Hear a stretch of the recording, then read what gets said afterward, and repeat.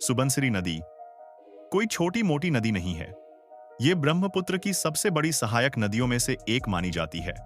इसका जन्म तिब्बत के ऊंचे और ठंडे पहाड़ी इलाकों में होता है, जहां बर्फ, चट्टानें और खामोशी रहती है।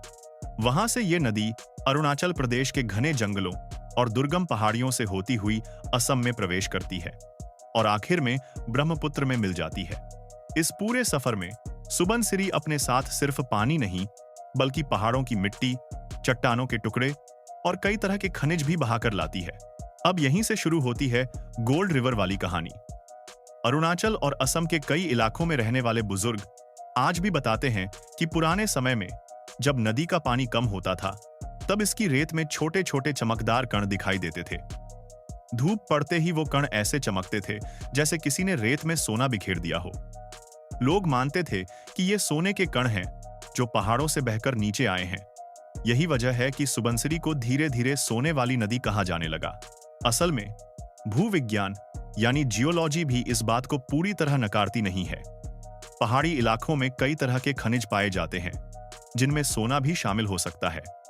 जब बारिश होती है, भूस्खलन होता है या बर्फ पिघलती है, तो चट्टानें टूटती हैं और उनके साथ खनिज भी नदियों में आ जाते हैं। दुनिया के कई देशों में ऐसी नदियां हैं जहां रेत में मिला हुआ सोना पाया जाता है, जिसे प्लेसर गोल्ड कहा जाता है। माना जाता है कि सुबनसिरी नदी में भी इसी तरह के बहुत बारीक सोने के कण मौजूद हो सकते हैं। लेकिन यहां एक बहुत जरूरी बात समझनी चाहिए।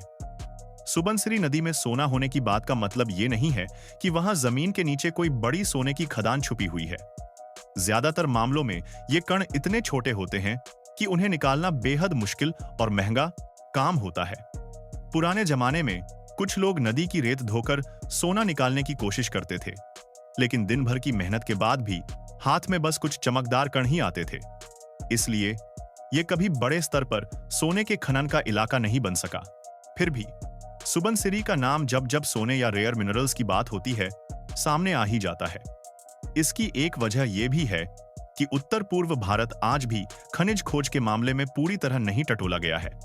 अरुणाचल प्रदेश जैसे राज्यों में बड़े पैमाने पर भूगर्भीय सर्वे अब भी सीमित हैं।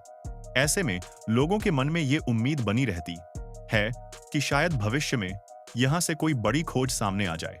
लेकिन सुबनसिरी नदी की अहमियत सिर्फ सोने तक सीमित नहीं है। ये नदी वहां रहने वाले हजारों लोगों की जिंदगी का सहारा है। इसके किनारे बसे गांव खेती पर निर्भर हैं, मछली पालन करते हैं और जंगल से मिलने वाले संसाधनों से अपना जीवन चलाते हैं। ये इलाका जैव विविधता से भरपूर है। यहाँ दुर्लभ पेड़, पौधे, जानवर और पक्षी पाए जाते हैं जो भारत के बाकी हिस्सों में शायद ही देखने को मिले। सुबनसिरी नदी इस पूरे इकोसिस्टम की रीढ़ की हड्डी जैसी है।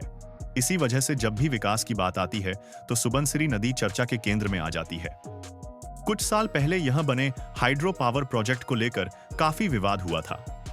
एक तरफ कहा गया कि इससे बिजली बनेगी, रोजगार मिलेगा और इलाके का विकास होगा। वहीं दूसरी तरफ स्थानीय लोग और पर्यावरण से जुड़े लोग डर जता रहे थे कि इससे नदी का प्राकृतिक बहाव बदलेगा, मछलियों की प्रजातियां प्रभावित होंगी और जंगलों को नुकसान पहुंचेगा। यह बहस आज भी पूरी तरह खत्म नहीं हुई है।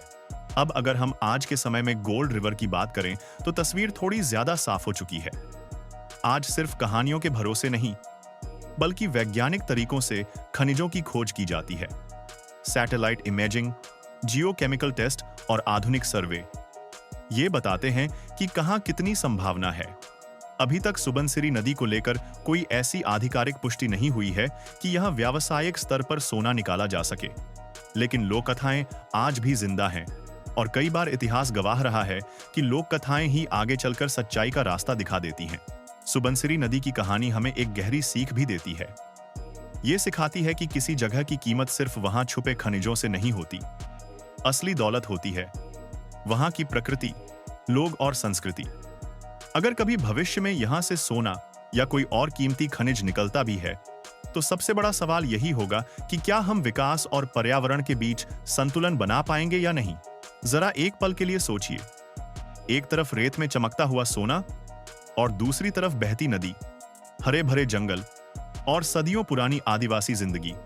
क्या सच में सोना सबसे बड़ी दौलत है या फिर वो नदी जो हजारों लोगों को जिंदगी देती है? शायद जवाब हर इंसान के लिए अलग हो, लेकिन इतना तय है कि सुबनसिरी नदी सिर्फ गोल्ड रिवर नहीं है, ये भारत के उत्तर पूर्व की धड़कन है। वीडियो को लाइक जरूर करें, अपने दोस्तों के साथ शेयर करें और अगर आपने अभी तक हमारे चैनल को सब्सक्राइब नहीं किया है तो अभी सब्सक्राइब कर लीजिए।